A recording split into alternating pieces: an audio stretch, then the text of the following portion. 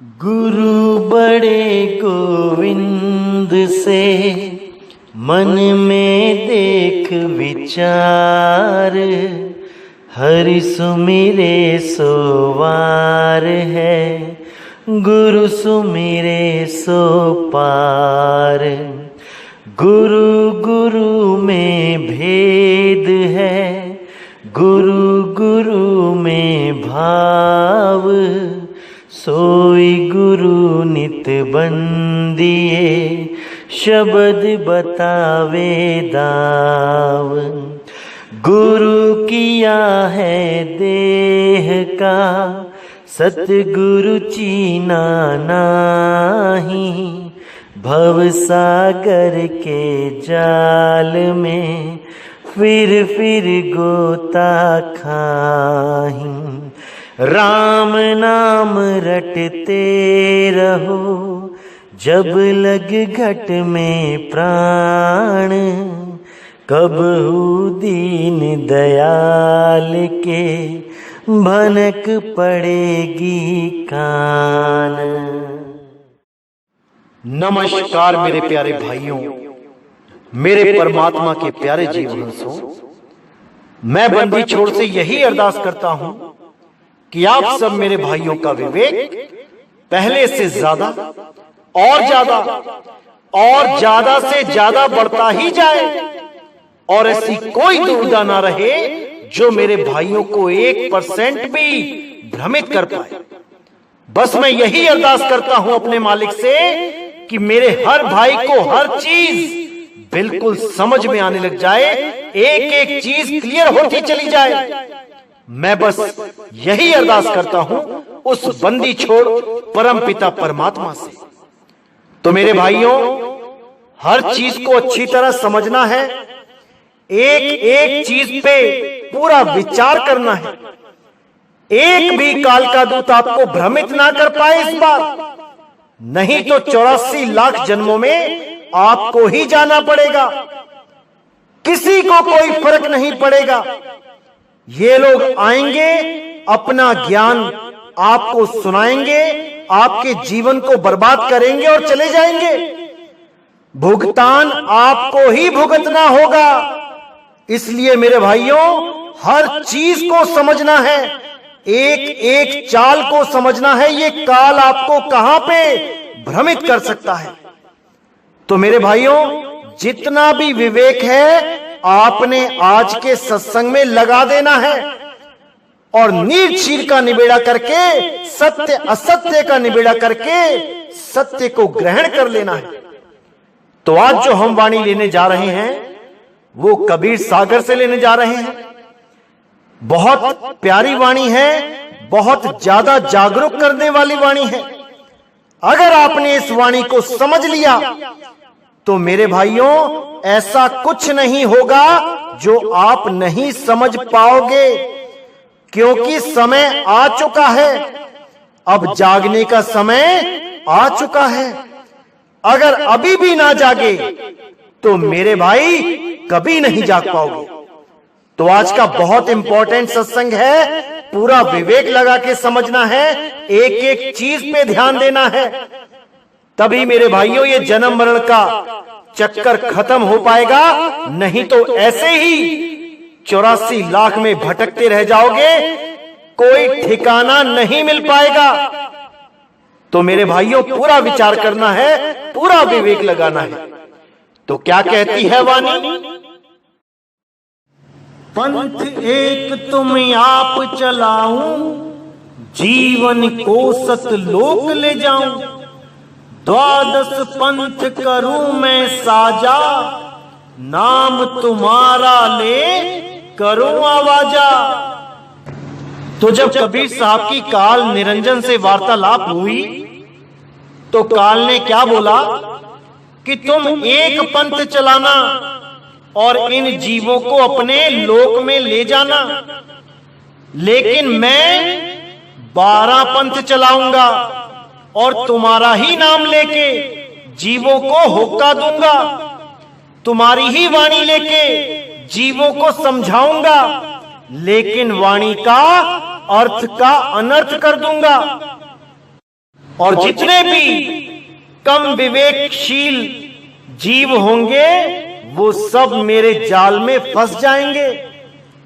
विवेकहीन प्राणियों को मैं नरकों में ले जाऊंगा और उनका आहार करूंगा। तो कहते हैं 12 यम संसार पठाऊं, नाम कबीर ले पंथ चलाऊं। यानी मैं अपने 12 दूतों को, इन काल दूतों को संसार में पठाऊंगा और तुम्हारे ही नाम से, कबीर के नाम से पंथ चलाऊंगा। और उन्हीं पंथों से अलग अलग और भी हजारों पंथ चलेंगे जो नाम बदल बदल के ज्ञान वही देंगे, वही 5 नाम देंगे, ज्योत निरंजन ओंकार रारंकार सोहंग सतनाम, वही श्वासों का जाप देंगे। कोई कोहंग कोहंग करेगा, कोई सोहंग सोहंग करेगा, कोई ओहंग ओहंग करेगा, कोई ओम सोहम करेगा, कोई सतगुरु सतनाम करेगा। यही श्वासों का अजपा जाप देके मैं इस श्वास के साथ ही जीव को बांध के रखूंगा। उनकी सूरत को श्वासों से अलग नहीं होने दूंगा। और जब तक श्वासों से सूरत अलग नहीं हो जाती तब तक वो मुक्ति को प्राप्त नहीं कर सकती। इन सबको मैं जाप, अजपा और अनहद नाद से जोड़ के रखूंगा। एक भी जीव इन तीनों जालों को समझ नहीं पाएगा और सब के सब इसी जाल में फंस के रह जाएंगे। तो साफ बोल दिया यहां 12 यम संसार पठाऊं, नाम कबीर ले पंथ चलाऊं। आज के समय में ऐसा कोई पंथ नहीं है जो कबीर साहब की वाणियां ना लेता हो। बिना कबीर साहब की वाणी लिए किसी भी गुरु का सत्संग पूर्ण होता ही नहीं है। कहीं ना कहीं कबीर साहब की वाणियां लेनी ही पड़ती हैं। चाहे वो कोई मुस्लिम संत हो, चाहे वो कोई हिंदू संत हो, चाहे वो कोई सिख संत हो, बिना कबीर साहब की वाणी के उनका सत्संग मानो ऐसा होता है जैसे बिना नमक के सब्जी। अगर 2 चुटकी नमक सब्जी में ना डालो तो चाहे 500 रुपए किलो की सब्जी बना लो, वो बेस्वाद ही रहेगी। इसी प्रकार कबीर साहब की वाणी उस अनमोल नमक की तरह है जो हर प्रकार की सब्जी में स्वाद दे देता है। तो आगे कहते हैं, प्रथम दूत मेरे प्रगटे जाई, पीछे अंश तुम्हारा आई। यही विधि जीवन को भरमाऊं, आपन नाम पुरुष का बताऊं। यानी पहले मैं अपने दूतों को भेजूंगा। पहले मेरे दूत जाके सारे समाज में ज्ञान का प्रचार करेंगे और तुम्हारी ही वाणी को लेके, तुम्हारा ही नाम लेके बड़े बड़े सत्संग करेंगे, लोगों को समझाएंगे, बहुत से जीवों को अपना शिष्य बनाएंगे और काल के जाल में उलझा देंगे। वो 52 अक्षर ही नाम देंगे। बातें तो आत्म ज्ञान की ही करेंगे, लेकिन जब कोई भी जीव उनके पास जाएगा आत्म ज्ञान प्राप्त कर दें तो मंत्र जपवा देंगे, मैं कौन हूं, मैं कौन हूं। और बेचारा जीव मैं कौन हूं करता करता नरक को चला जाएगा। ऐसे लोगों से सावधान रहना है मेरे भाइयों। ऐसे काल के शातिर दूतों से सावधान रहना है। कोई आत्म ज्ञान के नाम पर नाक पे ध्यान लगवाता रहेगा, 10-10 साल तक नाक पे ही ध्यान लगाते रहेंगे, नाक को ही देखते रहेंगे। उसके बाद त्रिकुटी में ध्यान लगवा देंगे, फिर श्वासों का जाप जपवा देंगे। ऐसे ही ये काल के दूत ये जीवों को भरमाते रहेंगे। लेकिन मेरे भाइयों, आपने आत्म ज्ञान को सही से समझना है कि आत्म ज्ञान क्या होता है और देही ज्ञान क्या होता है। ये जितने भी 52 अक्षर होते हैं ये देही के द्वारा ही प्रकट होते हैं। ये देही ज्ञान ही है, ये विदेही ज्ञान नहीं है, क्योंकि 52 अक्षर देह से ही पैदा होते हैं। और जो भी आपको देही से पैदा होने वाले नाम, देही से ही उत्पन्न होने वाली धुनें, देही से उत्पन्न होने वाले मंत्र पकड़ा दे, वो देही ज्ञान ही है, वो विदेही ज्ञान नहीं है। तो कहते हैं प्रथम दूत मेरे प्रगटे जाई, पीछे अंश तुम्हारा आई। यही विधि जीवन को भरमाऊं, आपन नाम पुरुष का बताऊं। यानी इसी प्रकार सारे जीवों को भरमाऊंगा और अपना नाम परमात्मा का नाम घोषित कर दूंगा। अपना नाम यानी कि जितने भी बोलने लिखने पढ़ने वाले नाम हैं, ये सब नाम परमात्मा के घोषित कर दूंगा। मैं ये ज्ञान प्रचार करूंगा कि कोई भी नाम जप लो, सब नाम एक से ही होते हैं, सब नाम परमात्मा के हैं, कोई भी नाम जप लो। ऐसा ज्ञान देके मैं जीवों को भरमा दूंगा। द्वादश पंथ नाम जो लही, हमरे मुख में आन समय ही। और इन द्वादश पंथों में जो भी जीव नाम लेगा वो मेरे ही मुंह में आ जाएगा, वो मेरा ही आहार बन जाएगा। कोई भी मेरे जाल से बच नहीं सकता, क्योंकि मेरा जाल सरगुण और निर्गुण दोनों प्रकार का है। कोई तो परमात्मा को निर्गुण निराकार बोलेगा और कोई परमात्मा को सरगुण साकार बोलेगा, और इन दोनों का ज्ञान आपस में ही मेल नहीं खाएगा। और ये दोनों ही अपने आप को एक दूसरे से महान सिद्ध करने में लगे रहेंगे। साकार को मानने वाले निराकार का खंडन करने लगेंगे और निराकार को मानने वाले साकार का खंडन करेंगे। लेकिन ये नहीं जानते होंगे कि दोनों ही एक ही सिक्के के दो पहलू हैं। अरे कोई सरगुण में रीझ रहा, कोई निर्गुण ठहराए, अटपट चाल कबीर की मोह से कही ना जाए। सरगुण निर्गुण द्वंद्व पसारा और दोनों पड़ गए काल की धारा। परमात्मा ना तो सरगुण साकार है और परमात्मा ना तो निर्गुण निराकार है, वो केवल शब्द स्वरूपी है। अरे हम हैं शब्द शब्द हम माही, हमसे भिन्न और कछु नहीं। तो मेरे भाइयों, शब्द को अच्छी तरह समझना है। शब्द ही परमात्मा है। लेकिन यहां पर शब्द केवल एक नहीं है कि कुछ लोग आजकल सत्संग करते हैं कि शब्द भी पैदा होता है। अरे शब्द शब्द बहु अंतरे, सार शब्द मत लीजे। कहे कबीर जहां सार शब्द नहीं, धृग जीवन सो जीजे।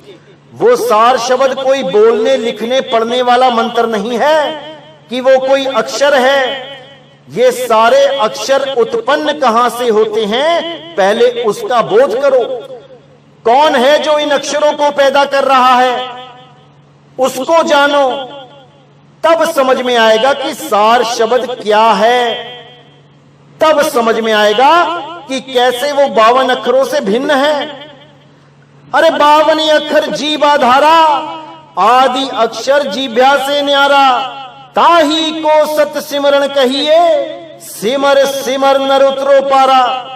ये जितने भी काल के दूत हैं, ये 52 अक्षरों का अदृश्य जाल ही तो फेंक रहे हैं जीवों पे। और ये जीव बेचारे नादान नहीं समझ पाते कि ये 52 अक्षर का जाल है क्या।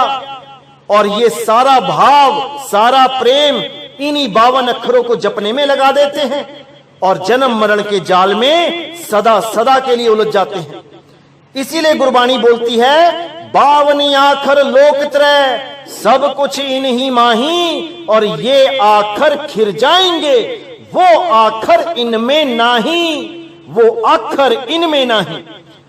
इन 52 अक्षरों में वो परमात्मा का नाम नहीं है, वो विदेही है, वो 52 अक्षरों से परे है। वो केवल तभी प्राप्त होता है जब कोई भेदी गुरु आपको इशारा कर दे कि वो आदि नाम है कहां पे।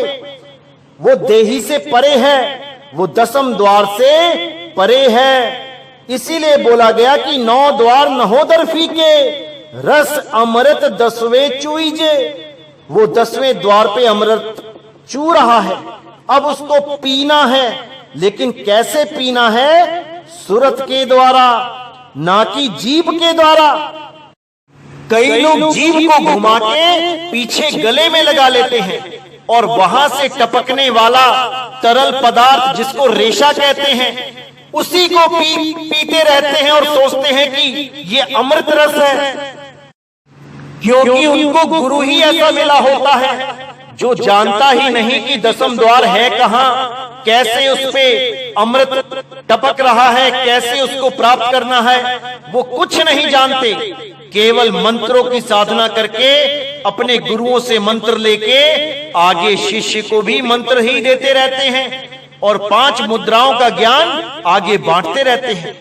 इसीलिए साहिब ने बोला, चाचरी ना भूचरी ना खेचरी अगोचरी, उन मुनि 5 की गम नाही, अधर तान तानिए, रेचक कुंभक पूरक को ढंग नाही, पढ़े लिखे वाद करे कबो नाही मानिए, श्वासा का जाप करे झूठ सो बखानिए, अक्षर पार नी अक्षर भरपूर है, कहें कबीर सो सत्य कर मानिए, कहें कबीर सो सत्य कर मानिए।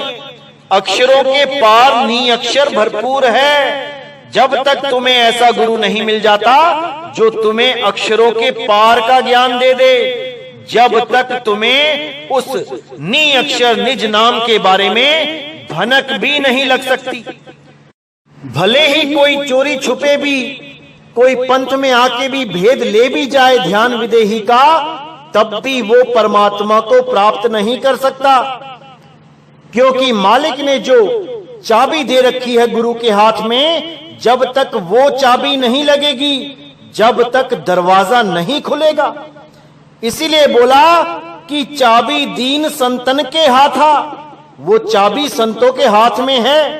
जब तक संत उस जीव की अरदास मालिक से ना लगा दे, जब तक उस जीव की मुक्ति नहीं हो सकती।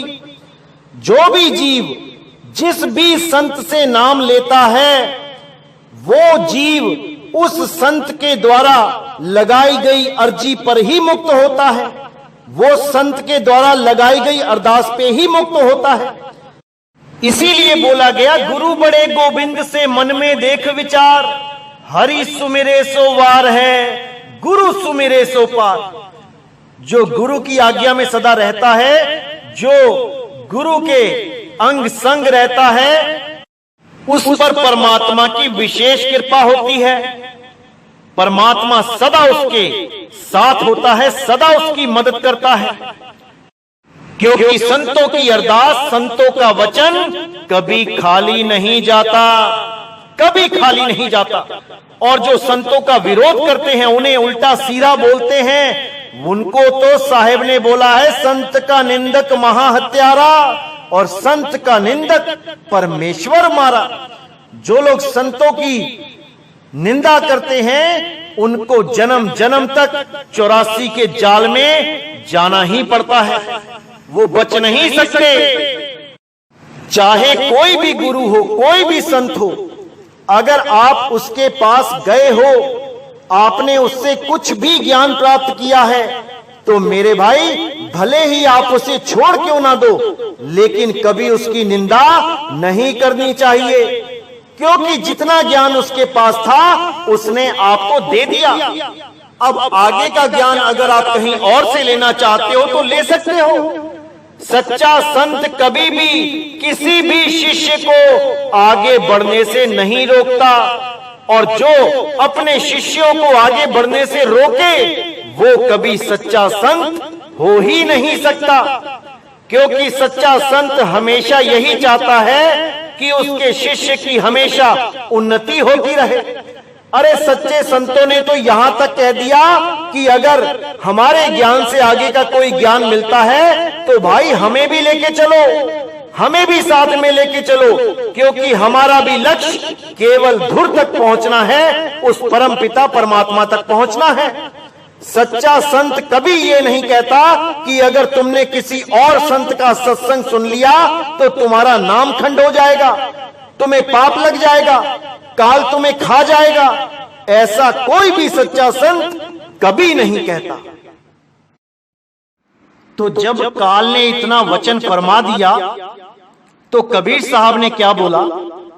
अरे काल पर पंच पसारा, तीनों युग जीवन दुख आधारा, बिनती तोरी लीन में मानी, मोह कह ठगे काल अभिमानी, यानी हे काल, तूने जो परपंच पसार दिया है, इन तीनों युगों में तूने जो वादा ले लिया है कि इन 3 युगों में कोई पंथ ना चलाना, थोड़े थोड़े जीव लेके जाना, और जब कलयुग आ जाएगा तब जितने चाहे उतने जीव ले जाना, कितना भी बड़ा पंथ क्यों ना चला देना। ये वादा लेके तूने बहुत बड़ी ठगी कर दी है, क्योंकि एक बच्चे की तरह अरदास की है, विनती करी है, और ये वादा हमसे ले लिया है। इन 3 युगों में हमें पता है कि तू क्या करेगा। बड़े बड़े राक्षस पैदा करेगा, बड़े बड़े दैत्य पैदा करेगा, इन जीवों का संहार कराएगा, इन जीवों को दुखी करवाएगा, और फिर माया के ही अवतारों को परमात्मा घोषित करवा देगा, शरीरों को ही परमात्मा घोषित करा देगा, शरीरों से ही जीवों को परेशान करेगा दैत्यों के रूप में, और शरीरों की ही पूजा करवा देगा देवताओं के रूप में। ये शरीरों का खेल 3 युगों तक ऐसे ही चलता रहेगा। सब जीव शरीरों की ही आस लगा के बैठ जाएंगे और सब शरीरों की ही पूजा करेंगे। लेकिन जब चौथा युग आएगा तब ऐसा नहीं होगा। तब शरीरों से हटके, देह से हटके विदेह ज्ञान का प्रचार किया जाएगा। तब ही मेरा असली कबीर पंथ चलेगा और सारे पंथों को एक कर देगा। जितने भी जीव अन्य पंथों में शरीरों की पूजा करने में लगे हैं, वो सब ज्ञान अज्ञान को समझ के इसी पंथ में आके विदेही ज्ञान को प्राप्त करेंगे और देही से अपनी आस तोड़ देंगे। ना तो वो स्वयं को देही मानेंगे और ना ही किसी देह को परमात्मा मानेंगे। वो स्वयं भी अपने आप को विदेही अनुभव करेंगे और उनका परमात्मा भी विदेही ही होगा। ये शरीरों का जाल कलयुग में तोड़ दिया जाएगा। तो साहिब कहते हैं, चौथा युग जब कलयुग आई, तब हम अपना अंश पठाई। काल फंद छूटे नर लोई, सकल सृष्टि परवानिक होई। यानी जब चौथा युग कलयुग आएगा तब हम अपना अंश पठाएंगे, जो मेरे मूल ज्ञान को पूरी दुनिया में उजागर करेगा। और तब ही काल के फंदे से ये नर लोई, ये आदमी, ये औरतें, जितने भी अपने आप को शरीर समझ रहे हैं, ये जीव, ये सब उस मूल ज्ञान को समझ के परमात्मा के विदेही ज्ञान को अपना लेंगे और शरीरों से दूर हो जाएंगे। सकल सृष्टि परवानिक होई। पूरी दुनिया में ये मूल ज्ञान चलेगा। इस मूल ज्ञान को समझने से सारे धर्म एक हो जाएंगे। जितने भी विवेकी हंस इस दुनिया में बैठे हैं, जो परमात्मा की खोज कर रहे हैं, वो सब इस मूल ज्ञान को समझ के एक हो जाएंगे। उनमें कोई भी धर्म, जात, वैर विरोध का भाव, ये सब खत्म हो जाएगा।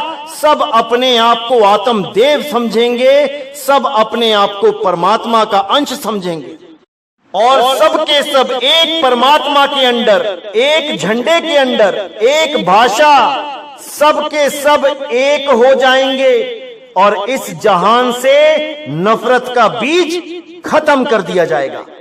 हम सब एक हो जाएंगे क्योंकि हम सब एक ही हैं। हम सब आत्मदेव हैं, कोई बड़ा छोटा नहीं है। तो साहिब कहते हैं, चौथा युग जब कलयुग आई, तब हम अपना अंश पठाई। काल फंद छूटे नर लोई, सकल सृष्टि परवानिक होई। घर घर देखो बोध विचारा, सत्य नाम सब ठौरी उचारा। 5505 तब यह वचन मेरा होगा साचा। कलयुग बीत जाए जब एता, सब जीव परम पुरुष पद चेता। यानी यहां साहिब साफ कहते हैं कि घर घर देखो बोध विचारा। घर घर में बोध विचार होगा, हर घर में ज्ञान चर्चा होगी, अड़ोस पड़ोस में, गली मोहल्लों में, पूरे देश में पूरे विश्व में ज्ञान चर्चा होगी। लोगों को जब ये मूल ज्ञान समझ में आएगा तो वो अपने दूसरे भाइयों को समझाने लगेंगे। पूरा पूरा गांव चेतेगा, पूरा पूरा शहर चेतेगा, पूरा देश चेतेगा, पूरा विश्व चेतेगा और सब के सब एक झंडे के नीचे आके परमात्मा की भक्ति करेंगे। घर घर देखो बोध विचारा, सत्य नाम सब ठौर उच्चारा। घर घर में सत्य नाम का डंका बजेगा, घर घर में सत्य नाम की आवाज आएगी और ये सत्य नाम ओम सोहम नहीं होगा। ये सत्य नाम काल का और अक्षर पुरुष का नाम नहीं होगा।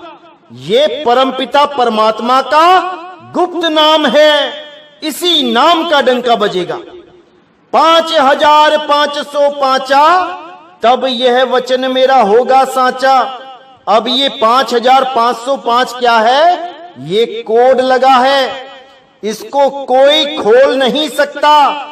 जो दिख रहा है लिखा हुआ ऐसा है नहीं।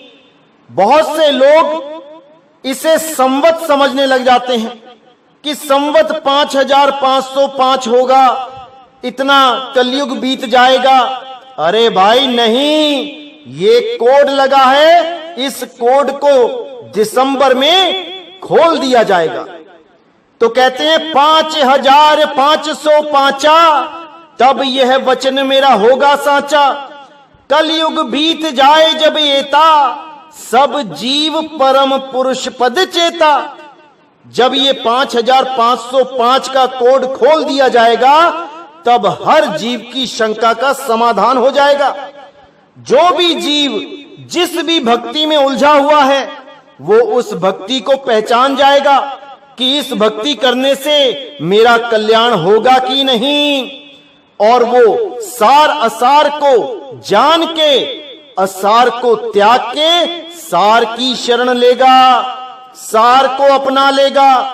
अरे सतगुरु ऐसा चाहिए जैसा सूप सुहाए, सार सार तो गही रहे, थोथा दे उड़ाए। तो जितने भी ये थोथा ज्ञान लेके बैठे हैं ये सब के सब उसी झंडे के नीचे आएंगे। समय आ चुका है मेरे भाइयों, समय आ चुका है। तो साहिब कहते हैं सब जीव परम पुरुष पद चेता। जितने भी जीव हैं वो उस पद को चेत जाएंगे जहां पर उनकी अवस्था परम पुरुष जैसी हो जाएगी।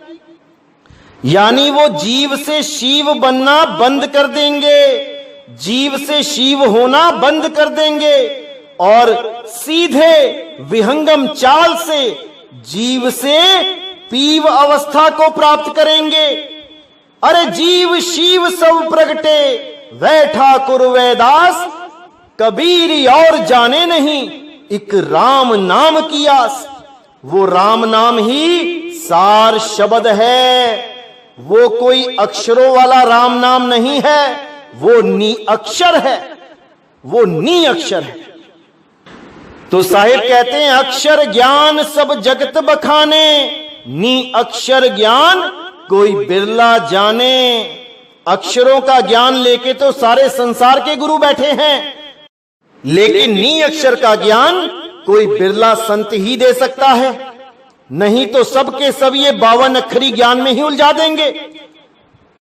कोई आत्म ज्ञान के नाम पे मैं कौन हूं का मंत्र देके उलझा देगा। कोई आत्म ज्ञान के नाम पे मैं आत्मा हूं कह के उलझा देगा। कोई आत्म ज्ञान के नाम पे मोबाइलों में झिंगुर की आवाज सुना के उसको सार शब्द घोषित कर देगा। कोई 2 नाम 3 नाम 5 नाम 7 नाम 52 अक्षरी नाम देखे सारी उम्र जपने के लिए बोल देगा। ऐसे ही ये सारे जीवों को भरमाते जाएंगे। कोई श्वासों का जपा जाप दे देगा, जपते रहो सोहंग सोहंग, जपते रहो कोहंग कोहंग, जपते रहो वोहंग वोहंग। बस ऐसे ही जपते जपते जीवन का नाश हो जाएगा। कोई कानों में उंगलियां दे के बैठा देगा, देते रहो कानों में उंगलियां, सुनते रहो इन 5 तत्वों की 5 धुनों को और सुनते सुनते एक दिन इस शरीर को छोड़ के दोबारा 84 में चले जाओ। यही अज्ञान है मेरे भाइयों, यही अज्ञान है। जब तक आपने इस अज्ञान को नहीं समझा, इसको समझ के नहीं त्यागा, तब तक आपको आपका निज स्वरूप कभी प्राप्त नहीं हो सकता। और निज स्वरूप में ही परमात्मा का वास है, इसको अच्छी तरह समझ लो। ज्यों तिलमा ही तेल है, ज्यों चकमक में आग, और तेरा साईं तुझ में है, जाग सके तो जाग। इसलिए मेरे भाई, इससे पहले कि ये जीवन बर्बाद हो जाए और तुम्हें 84 में जाना पड़ जाए, उससे पहले जाग जाओ। ये दास आपको जगाने के लिए ही आया है।